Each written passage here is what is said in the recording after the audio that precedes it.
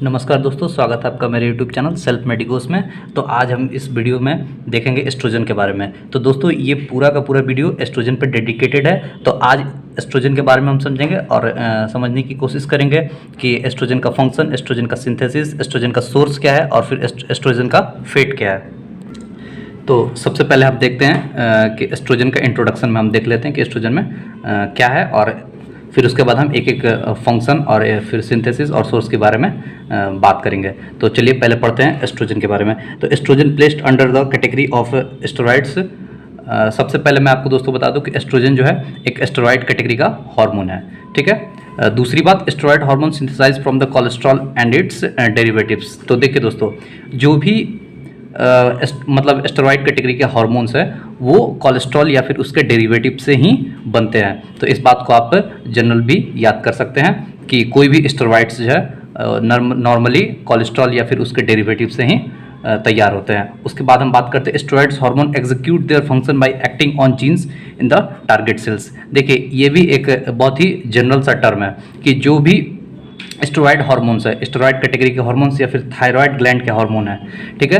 तो ये जो हार्मोन है ये कैसे फंक्शन करता है एट द जीन लेवल, यानी कि जो इसका रिसेप्टर्स है, यानी कि हार्मोन्स का जो रिसेप्टर है वो कहाँ प्रेजेंट होगा दोस्तों, वो न्यूक्लियर मेम्ब्रेन पर प्रेजेंट होगा। इसलिए हम इसको बोलते हैं steroid hormone execute their function by the acting on the gene in the target cells, ठीक है दोस्तों। क्योंकि कहाँ एक्ट करेगा ये जीन्स लेवल पे, यानी डीएनए में, मतलब वहाँ पे इसका रिसेप्टर कहाँ प्रेजेंट होगा दोस्तों, न्यूक्लियर मेम्ब्रेन पे, ठीक है। अब हम आगे बढ़ते हैं।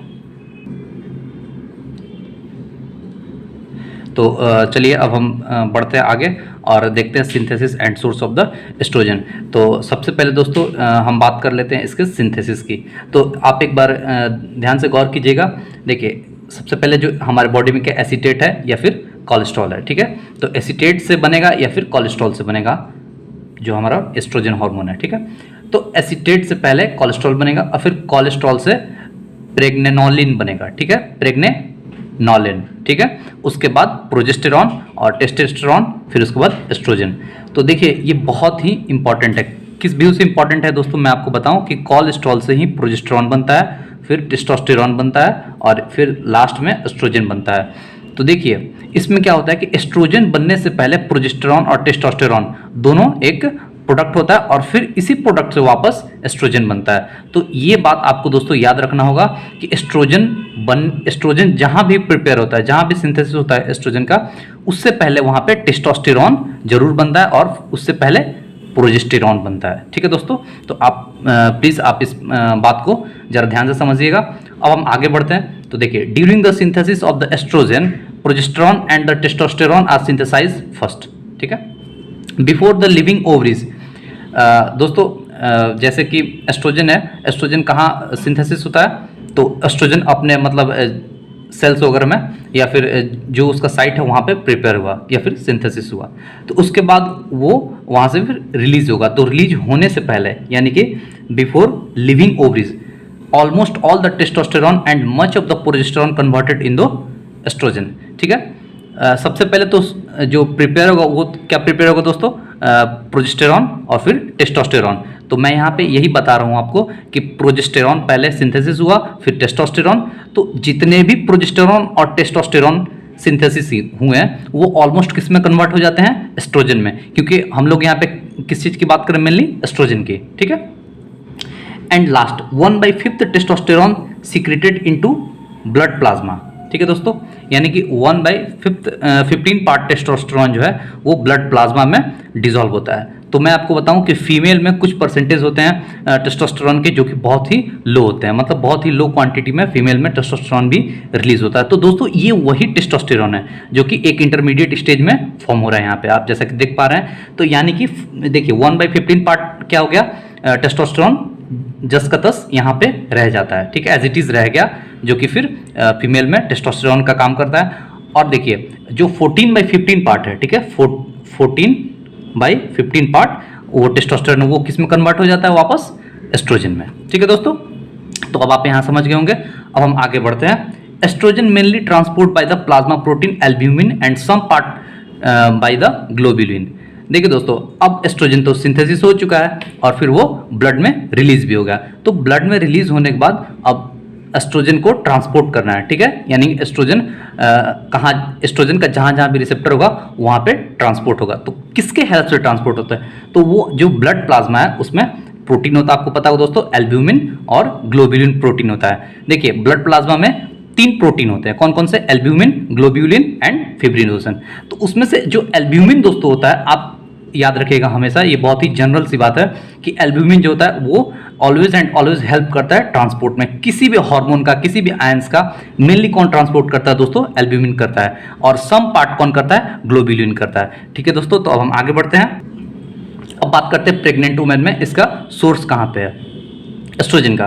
तो large amount of estrogen secreted from the placenta, ठीक है, placenta large amount of the estrogen secrete करता है after the formation of the placenta, and small amount from the adrenal cortex and the ovaries. देखिए starting में तो placenta नहीं form होता है, मतलब जैसे ही इम्प्लांटेशन हुआ उस टाइम तो प्लासेंटा का फॉर्मेशन तो नहीं होगा।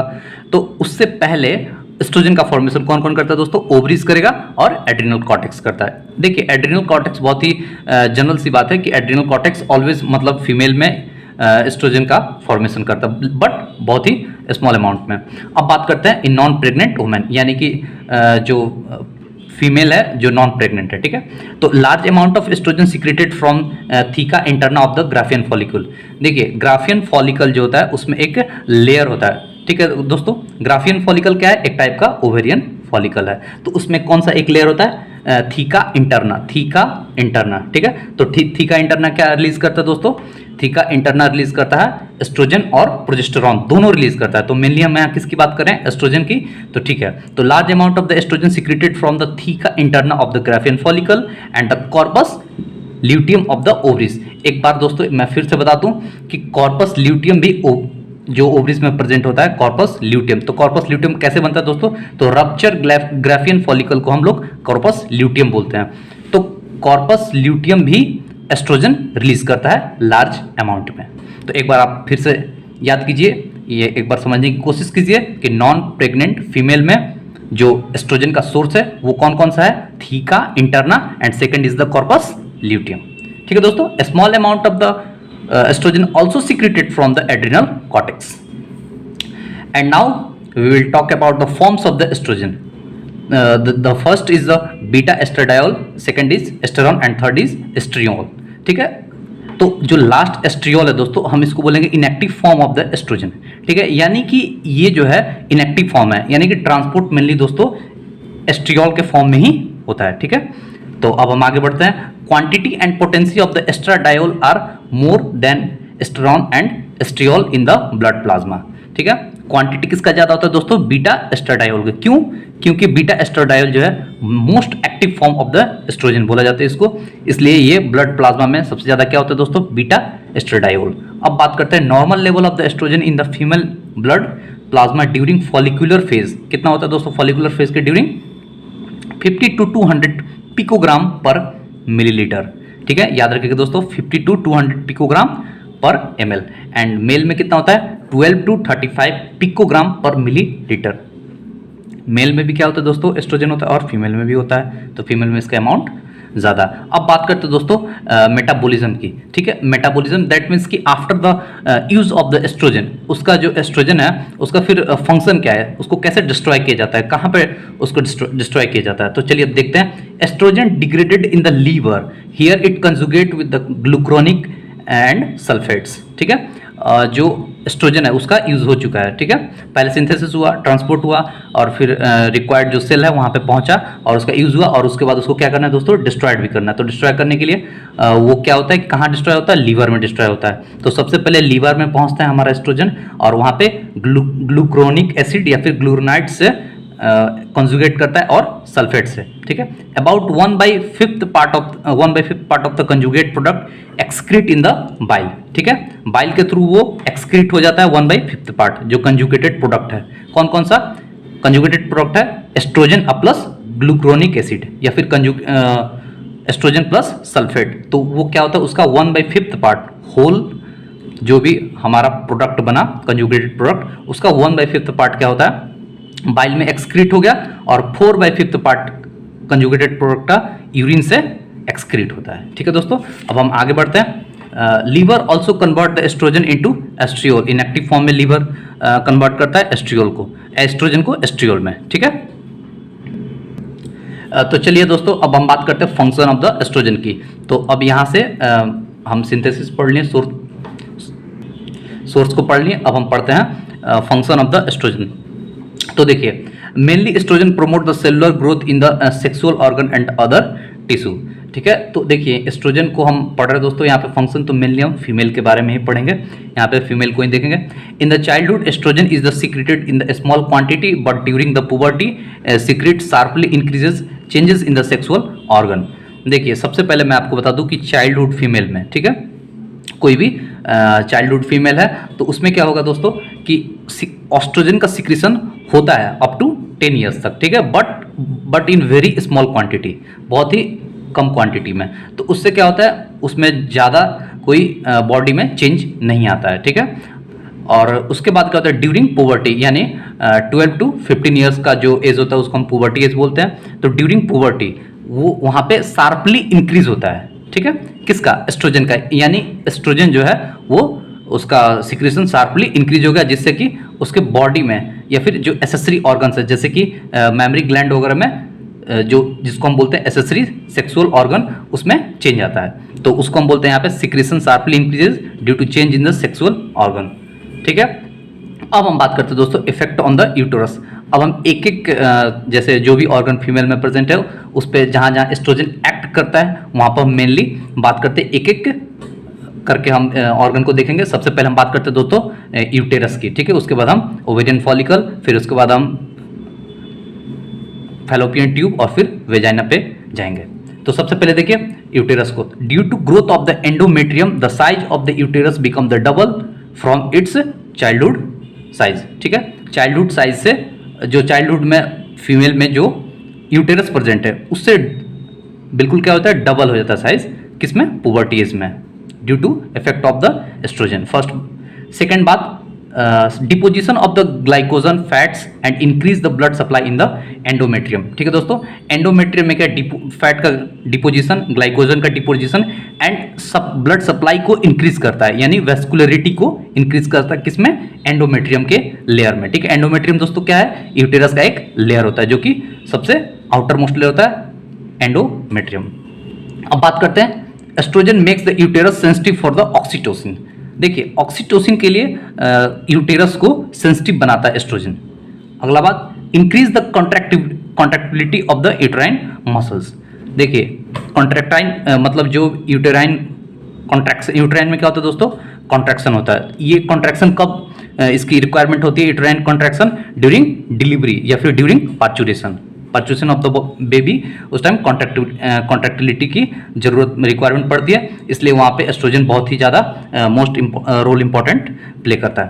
अब बात करते हैं दोस्तों effect on the ovarian follicle. तो ओवेरियन फॉलिकल में क्या क्या चेंज लाता है एस्ट्रोजन। सबसे पहले estrogen promote the growth of the ovarian follicle by the proliferation of the follicular sales.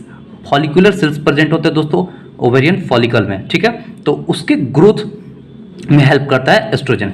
उसके बाद it also increase the secretary activity of the theca sales, यानी थीका सेल्स जो है वो एक ग्लैंडुलर सेल्स होती है जो कि ओवेरियन फॉलिकल में प्रेजेंट होते हैं, तो उसकी एक्टिविटी को इंक्रीज करता है।